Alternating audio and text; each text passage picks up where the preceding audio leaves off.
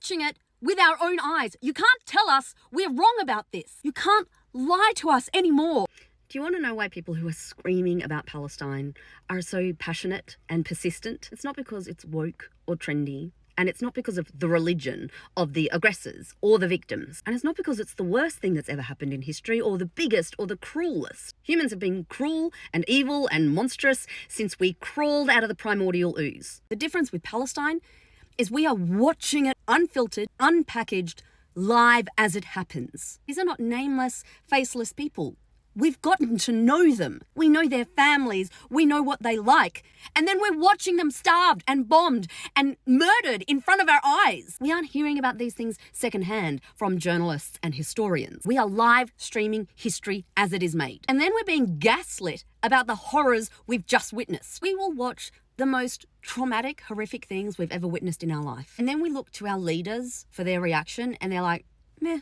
And that is scary. How are they so unaffected? It's terrifying to know that our government, who is responsible for our welfare, has that high a tolerance for human suffering. But then you hear them talking about a different region and a different people, and suddenly they have all the empathy and strong words and strong actions, and you realize it is all a big performance. One empathetic, strong reaction for one group of people, one piss-weak, gaslighting response for another group of people.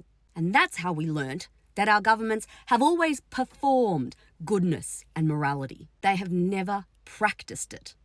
And then we turn to our media, and the stories they're telling don't match up to the things we are witnessing. And you feel like you might be losing your mind because you just saw it. But as time goes on, you realize they're just lying to us. They have always been lying to us. They have always been shaping our view of the world in the way powerful people want us to see it. And before you know it, your worldview crumbles. The thin veneer of moral superiority peels back and reveals the rotten core of this so-called democracy we live in. We've realised we've always been a part of this system and we hate it. Because even now when we can all fucking see it, not just the horrors of the live stream genocide, we can see the lying and the manipulation and the gaslighting and the disregard for international law, the contempt for human life. We can see it. And they know we are seeing it, and they still won't change. But we have changed irrevocably, and we cannot go back. So yeah, that's why. This is not the worst thing that's ever happened in history, but it is the first time we've watched the raw feed. And it has revealed how trapped we all are in this festering system. So that's why we are pretty insistent that no one is free until Palestine is free.